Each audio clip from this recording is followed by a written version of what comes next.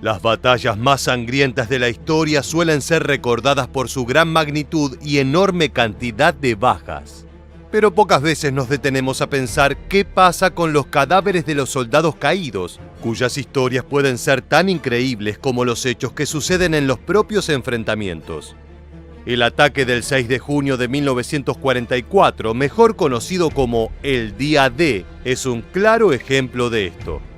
Aquel día miles de soldados aliados y de las potencias del eje perdieron la vida durante las luchas en las playas de la costa. Sin embargo, la muerte de todos ellos no significó el fin de sus historias en la guerra.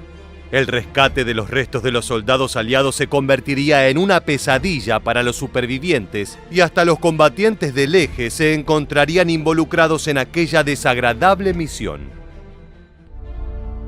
Al desembarcar en Normandía, los soldados aliados se encontraron con una resistencia alemana fuertemente preparada y con un clima desfavorable que complicó aún más la situación. Esto generó un enfrentamiento caótico que culminó con una enorme cantidad de bajas. Sin embargo, aquel día no solo iba a ser recordado por la complejidad y las terribles consecuencias de la batalla, sino también por todo lo que luego sucedería con los cuerpos de los soldados caídos. Obtener un número exacto de víctimas se convierte en una tarea difícil debido a la gran cantidad de muertes en el campo de batalla y a diversas circunstancias que volvieron aún más complicado el trabajo posterior. Sin embargo, en la actualidad es posible obtener una cantidad aproximada a partir de la información brindada por los monumentos conmemorativos. Los números son impactantes.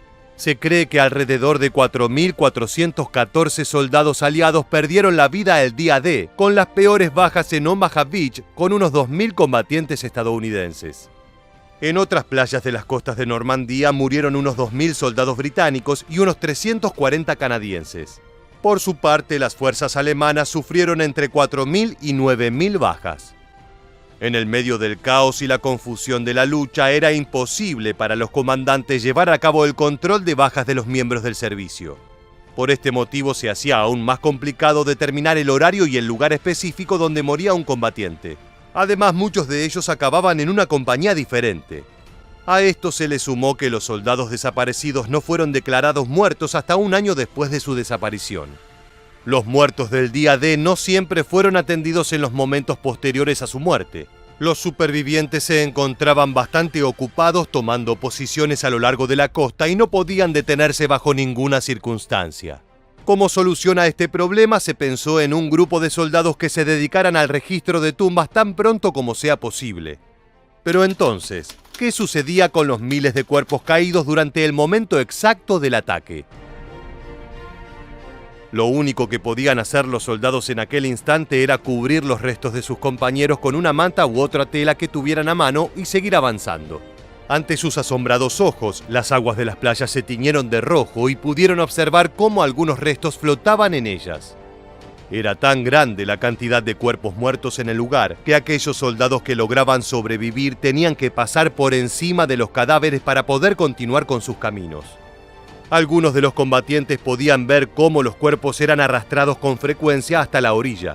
Así, la cantidad de restos que debían recuperar y enterrar en tumbas provisionales no dejaba de aumentar. El panorama ya era digno de una pesadilla y, sin embargo, lo peor estaba por llegar. Una vez que las tropas aliadas tomaron las posiciones alemanas y pudieron controlar las playas de Normandía, tuvieron que adentrarse más en Francia y en el resto de Europa. Pero la continuación de su trabajo se vio interrumpida por los miles de cadáveres que había detrás de ellos. Para estos hombres, dejarlos a la intemperie donde cayeron no era una opción, así que decidieron buscar una solución rápida y viable. Debido a que no contaban con el tiempo suficiente para establecer un cementerio formal, los sobrevivientes decidieron crear tumbas temporales cerca de la playa, tanto por una cuestión de respeto como de sanidad. Así, con mucha determinación y escasos recursos, comenzaron la difícil tarea. Uno de los encargados de realizar y guiar este trabajo fue el sargento Elbert E. Legg. Junto a sus compañeros fabricaron tumbas provisionales con los elementos que tenían a disposición: partes de cajas de madera para construir lápidas y restos de paracaídas como sudarios. Gracias al esfuerzo realizado por estos soldados, se lograron establecer 8 cementerios en la zona antes del 10 de junio. Sin embargo, la experiencia resultó especialmente perturbadora para quienes participaron. Así lo comenta el soldado Thomas J. Dowling, quien recuerda que los cuerpos de sus colegas se descomponían tan rápidamente que hasta el esfuerzo por enterrarlos antes de que esto sucediera resultaba en vano. Pero aunque no lo creas, esta tarea no fue realizada solamente por los aliados. Incluso algunos soldados alemanes capturados fueron obligados a trabajar como sepultureros en los cementerios provisionales. En un principio, los prisioneros pensaron que las tumbas que estaban cavando eran para ellos mismos y se negaban a continuar. Al descubrir que en realidad allí descansarían los miles de restos de los soldados aliados, accedieron a completar la tarea. De esta manera tuvieron un papel muy importante a la hora de ayudar a enterrar el creciente número de cadáveres.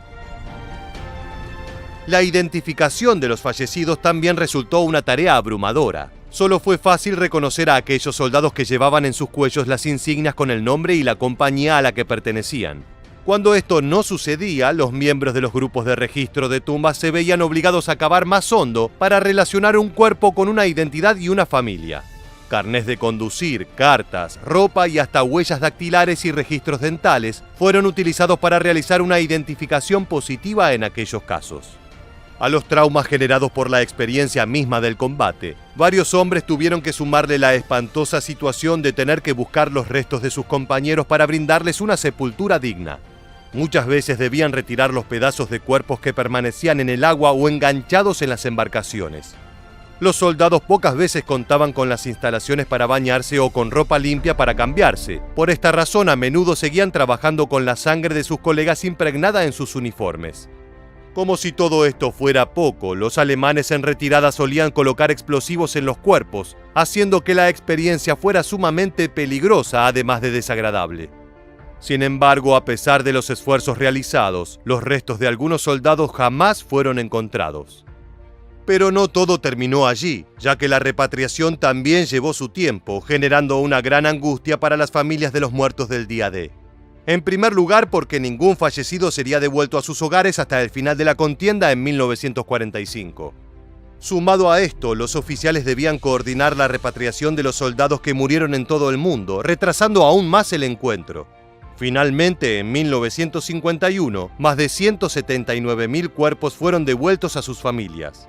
Sin embargo, algunos combatientes se encuentran en tumbas permanentes en Europa, lejos de sus ciudades de origen. Lo sucedido con los cadáveres del día D marcó la vida de muchas personas. Los soldados sobrevivientes y las familias involucradas quedaron con secuelas difíciles de olvidar. Algunos de los caídos fueron recuperados y registrados por el personal de registro de tumbas. Otros fueron enterrados en el campo de batalla por sus propios compañeros, mientras que aquellos que se perdieron tuvieron un destino mucho más desolador. En la actualidad existen 27 cementerios militares en la zona que incluyen soldados tanto del bando aliado como de las potencias del eje. Especialmente conocido es el cementerio estadounidense de Normandía, ubicado junto a la playa de Omaha, en el que reposan 9.387 militares. El famoso cementerio cuenta con un jardín de los desaparecidos con monumentos conmemorativos para 1.557 miembros del servicio que nunca fueron recuperados. Esto hace posible rendir homenaje a todos aquellos que participaron de este histórico enfrentamiento, aún sin importar el trágico destino de sus cuerpos. Esta fue la impactante historia de los caídos en Normandía. Gracias por acompañarnos hasta el final. Nos reencontraremos en el próximo video de Historia Militar.